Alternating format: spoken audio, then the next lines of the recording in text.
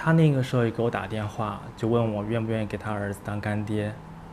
我当时就觉得特别特别无语，这么长时间都没有联系我了，然后你突然就打电话就问我愿不愿意给儿子当干爹。我说你不是有家庭吗？为什么要我来养呢？离婚以后，因为小孩子是判给我的嘛，我也没办法带小孩一个人。我妈在老家照顾我爸，我爸身体又不好，所以我这时候就打电话给他，希望他能够搬过来住。我那时候也是心软了，结果就还是答应了，说算了，就搬出跟他一块儿住吧，顺便帮妈带小孩。当时我也特别担心啊，就是不知道怎么跟孩子解释我们俩之间的关系。然后他的性格呢，就是只要别人不提，他就拖着，直到火烧眉毛的时候他再说。因为小孩子小的时候呢，都是我们2个人带，后来上了幼儿园，到学校里去呢，他就看到别的小朋友都有爸爸妈妈，然后就回来问说：“我妈妈呢？”他当时就跟孩子说：“你看别的小朋友都有爸爸妈妈，哎，你有2个爸爸，是不是比较开心啊？”然后当时孩子听了就愣住了，然后哇的一声就哭了，说：“我要妈妈！”我都不知道该怎么办，不知道怎么回答，不知道怎么解释了。然后这个事情呢也困扰我们，也不知道怎么办。孩子问了4、5次之后呢，我俩就商量说，要不找学校的老师沟通一下，看看老师有什么办法，或者有什么建议能够给到我们。然后到学校找到老师之后，老师就给我们的建议是说，不要骗小孩，就是还是要和小孩讲真话，把这个真相告诉孩子。对，其实还挺感谢这个老师的。老师那个时候他还帮助我们一起跟布布说，哎，妈妈目前是在忙自己的事情，所以先安排了叔叔来照顾你。然后这是一个小秘密哦，然后就是暂时先不要告诉其他小朋友，但是布布一样会很幸福，所以这才就过去了这件事情。后来小孩呢就喊我叫大爸爸，就喊他呢叫小爸爸。当时就觉得啊，心里这块大石头终于落下了。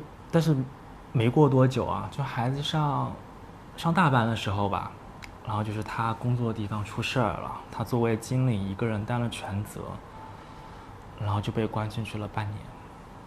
也不敢跟家里说，然后只是跟家里说，在外地开分公司，半年都回不来，然后孩子交给一个哥们儿在照顾，然后正好那时候我妈在家照顾我爸，我爸身体不好嘛，他也过不来。他是逞英雄那个时候。我那时候照顾孩子照顾了7个月，又是照顾孩子，又得惦记着他，还得注意不让他爸妈发现。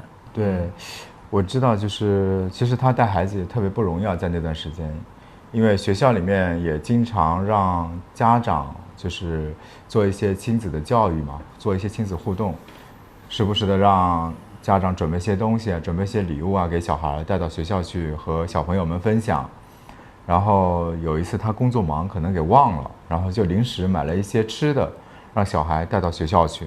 对，然后老师见了我面就问：“哎，怎么回事啊？”那孩子也小嘛，也老实，也不会说假话，然后怎么了就说出来说大爸爸被警察抓走了，现在是小爸爸在照顾我。这个事不知道怎么搞的，就让其他小孩的父母都知道了，他们就不让自己的小孩和布布做同桌，然后说布布没有妈妈，爸爸被警察抓走了，然后布布在学校就受到了孤立，然后没办法，然后我们就商量着给布布办转学手续，刚办完转学，然后这疫情就发生了。最后一次封闭的时候，我们俩都感染了嘛，然后没办法照顾孩子，然后他就联系了孩子的奶奶，让他来照顾孩子。好巧不巧，我妈来的时候呢，就看到我俩在一起，就说我俩关系不正常，非要我俩分开。然后他妈一见到我就说让我赶紧走，赶我走。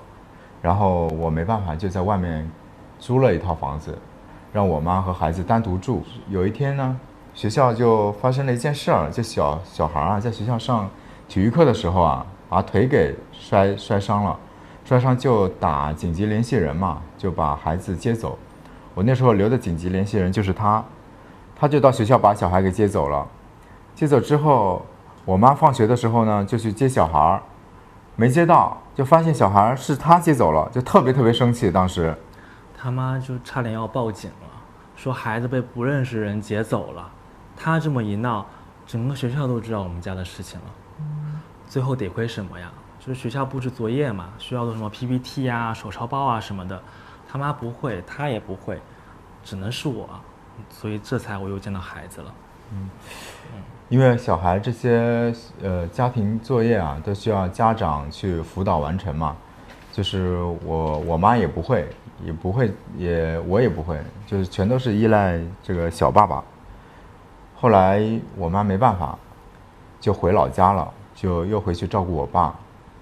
对，然后结果孩子放寒假了嘛，他就把孩子送回老家待了一段时间，结果要不回来了。然后他妈就说，如果不跟我分手的话，就别想把孩子带走。我妈说，要么小孩就待在家里，要么就分手把孩子再送过来。我就跟小孩说，我说，跟爸爸回去好不好？然后小爸爸在家里给你买了很多吃的、玩的。然后小孩突然跟我说，他不是小爸爸，是他把妈妈赶走的。我当时一下都傻了。我当时最气的就是，都遇到这种事情了，他还想着拖，说要不然就把孩子放在老家待个1-2年，大点的时候再接回来。